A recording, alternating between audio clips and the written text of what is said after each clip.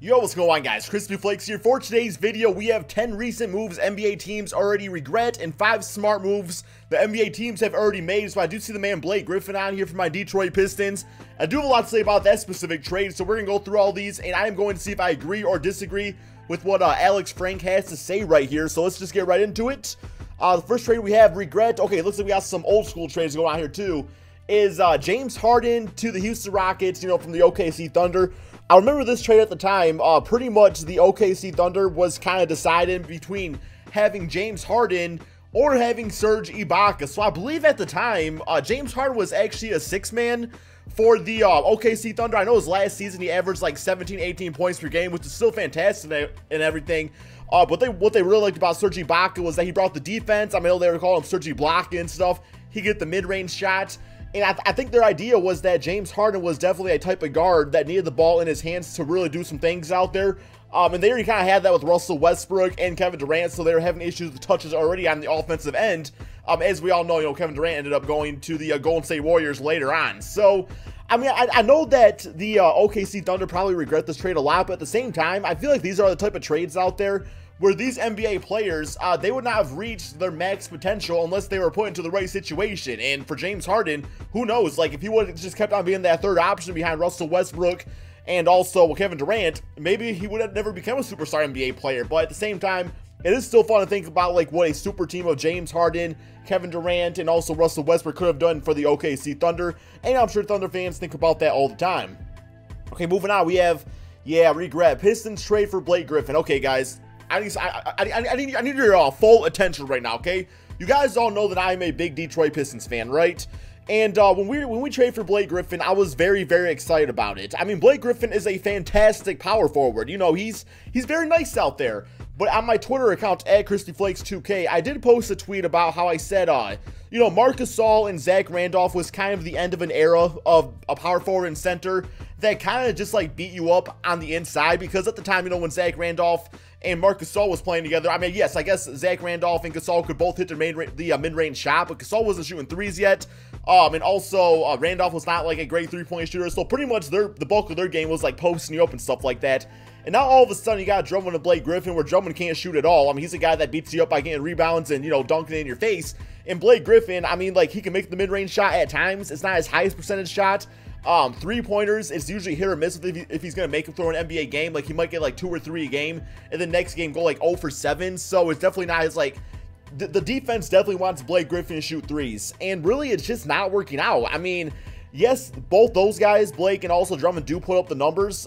Reggie Bullock, he's been doing decent at shooting this season, but I don't know, man. It's just the NBA is now a guard-oriented league, or it's a perimeter game, I really should say, and it's just not looking like it's working out. Now, it's nothing against Blake Griffin and Drummond. I still think there's a chance to maybe build around those two guys. With that being said, though, both of those guys eat up a ton of money when it comes to contracts, so it's like you are kind of limited with the money you have to spend. So it's pretty much just Blake, Drummond, and everybody else.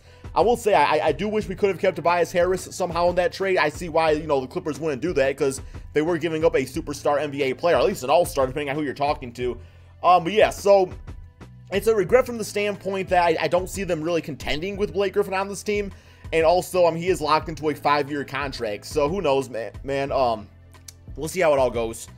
Next up, we have smart. Cavaliers trade Isaiah Thomas. Yeah, for the Cavaliers, it's making sense just because Isaiah Thomas just was not really working out there. They got some good young pieces back. They got some good young pieces that are really going to help them either rebuild in the future if LeBron James leaves, or develop alongside LeBron James as his years with the Cavaliers kind of dwindle to an end. But he still, he decides to re-sign with the Cavaliers. He'll probably be there for the rest of his career at this point, right? So, but Isaiah Thomas going to the Lakers, I don't know, man. Like, I would say the Lakers, you think the Lakers regret it? Probably not really, because, they gave up the contract of Jordan Clarkson, who still had like 2 or 3 years left, and Isaiah Thomas is expiring. So, I mean, they have a lot more money now to sign like 2 max contract players.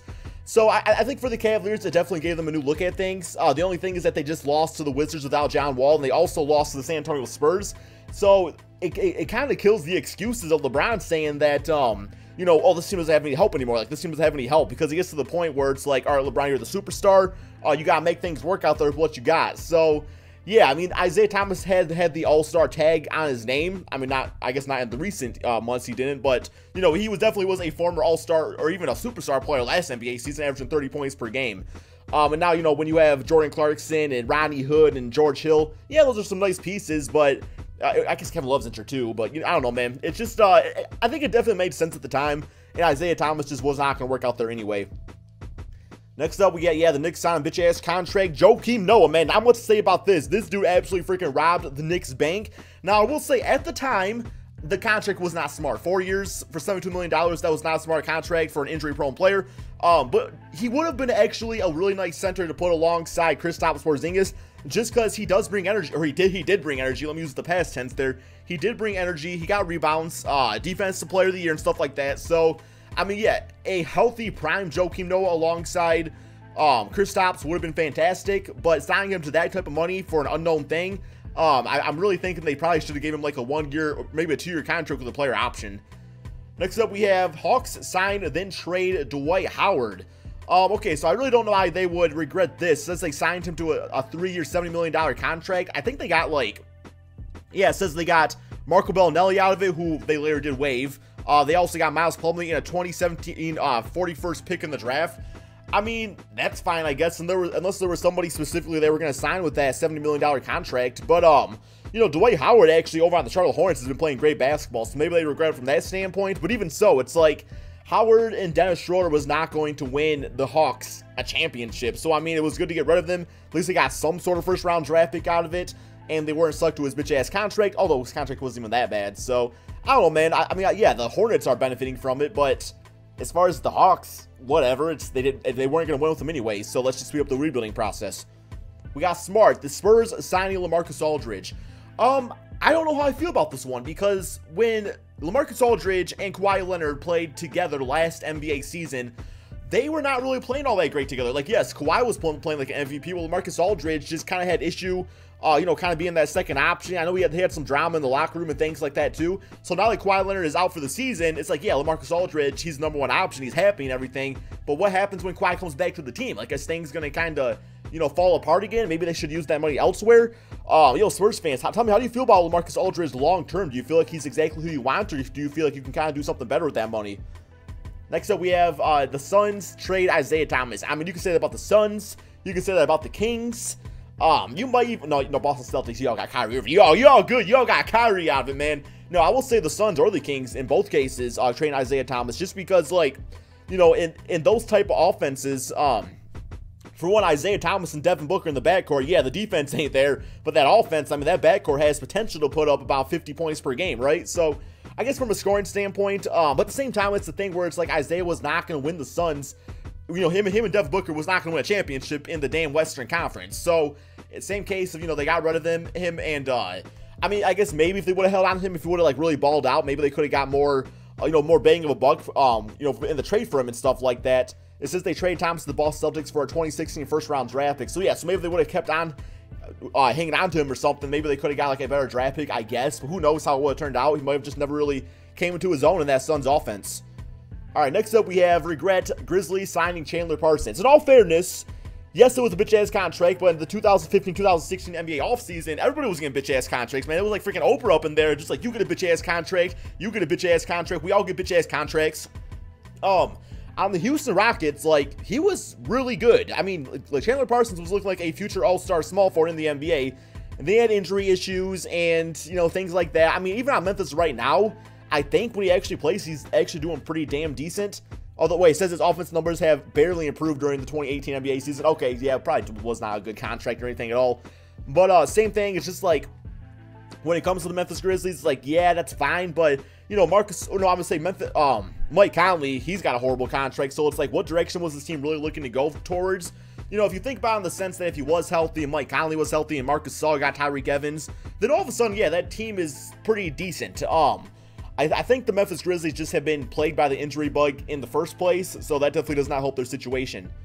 All right, next we got the Timberwolves landing Jimmy Butler. Yeah, I will say, teaming him up with Andrew Wiggins and Karl-Anthony Towns, in a way, it's kind of exposed Wiggins, as people are actually saying that Wiggins is a bust. I don't know if I would go quite that far, because for me, like, a bust is just like you just don't do anything in the NBA at all. It's like, yeah, he definitely did not live up to that hype of being like the next LeBron James.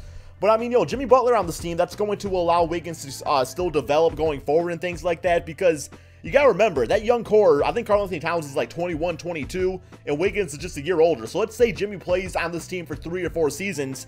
Well, by the time he's ready to retire, you got your young dudes just entering their prime. And in the meantime, Wiggins is learning the game from Jimmy Butler, who I feel like if he could replicate the game of Jimmy Butler, that's kind of a good look for him. Just, being a defensive-oriented small forward / shooting guard at times and just work on his offensive game. I feel like Jimmy Butler is a great teacher for Andrew Wiggins.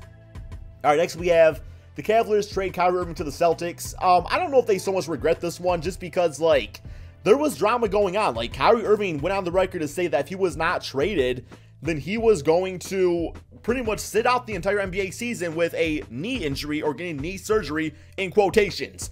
So I don't know if the Cavaliers really regret this. Maybe they regret what they got back for him. But at the time, Isaiah Thomas was dropping 30 a game. Plus, we got to keep in mind, they got that Brooklyn Nets draft pick, which could be the next future all-star or superstar of the NBA. I definitely don't think they regret this. Now, if it was just for Isaiah Thomas straight up, okay, then you got a case. But, I mean, they got that draft pick out of it, so I don't really think that's much of a regret. We got the Kings trading LaMarcus Cousins to the Pelicans. I mean, yeah, that, was it Vlade Divac? Or maybe been somebody else in the Kings management that said that Buddy Hield is the next Stephen Curry. You just got to fire that dude right away. Now, LaMarcus Cousins, another player that did not really need to be on the Kings. They were doing a poor job, building around him, as much as the Pelicans did a poor job of building around Anthony Davis until getting LaMarcus Cousins on that team. So, no, it was just time to happen. I mean, he was kind of just, like, wasting his talent right there. They definitely could have got more from him, I would say, but I don't know, man. I mean, well, they got Buddy Hield, they got Tyreek Evans, who's on Memphis now, and Langston Galloway, and 2 draft picks, so it's something, I guess. Okay, next we got the Heat bringing back Dwayne Wade. I will say, just from the sense of, for one, having a veteran on the team, that's great. But also, they got him from really cheap. I know at the time, the reason Wade did not come back to this team is because Pat Riley did not want to pay the man the amount of money he wanted. So it was actually kind of a smart move, because he went to Chicago, got his contract bought out in Chicago. Now he's playing for Miami, and he's still getting paid the money that he wanted, right? No, he's not the same player he once was, but he wasn't going to be that same player for Miami anyway if they would have re-signed him. So, I mean, it's just a nice, happy story. It's going to sell, sell tickets and fill up seats and all that stuff out there. Who knows? Maybe every now and then Dwayne Wade will have a former The Flash type of game out there. All right, next we have the Jazz trading Rodney Hood. I don't agree with this one either. Rodney Hood was playing as the 6th man of this team. They did want him to start. They did want him to be like the future, 20 to 25 point per game scorer that Gordon Hayward was. But they already found that in Donovan Mitchell. Joe Ingles, I know that the Jazz fans like that dude a lot. He plays defense and shoots 3-pointers. So I don't really agree with this one. I mean, Jay Crowder's a fine player, and I don't really see this as a regret. It's just something that just kind of happened. Yeah, he's only 25. But it's just happened. It's not really a regret. I mean, maybe they'll regret it down the road. I feel like it's too early to say that right now, though. All right, next up we have Los Angeles Lakers. They regret signing Luol Deng. Well, you can say Luol Deng. You can say freaking Timothy Mozgov, although that was part of a trade for D'Angelo Russell was taking on that contract anyway. But still, I would probably say they regret trading away D'Angelo Russell more than anything, because like I'm still thinking like D'Lo and Lonzo Ball in the backcourt. Lakers fans would have went absolutely crazy, man. Like they love both those dudes so much. When D'Lo was on that team respectfully. So, but yeah, Luol Deng, $72 million. It was during that offseason where everybody was getting horrible contracts. And yeah, now it's just kind of like, he just sits there and doesn't do anything. So yeah, I would regret that too. Luol Deng, he probably all smiles though. And finally, we have the Houston Rockets trade for Chris Paul. Smart. Yeah, I made a video about this saying that the Houston Rockets with Chris Paul and James Harden have only lost 3 games all NBA season when those guys play together on the court. So he's playing like a superstar point guard this NBA season. The chemistry has worked out perfectly. Him under D'Antoni's offense. It's going to be really fun come playoff time, because, James Harden and Chris Paul have both been notorious for kind of not being all that great in the NBA playoffs and not winning series that they need to actually be winning out there. So we are going to see how that all turns out for them. But anyway, guys, let me know in the comment section below, what is an NBA trade that you regret from your favorite NBA team, or one that you thought was extremely smart? Thank you all so much for watching, and peace out, my friends.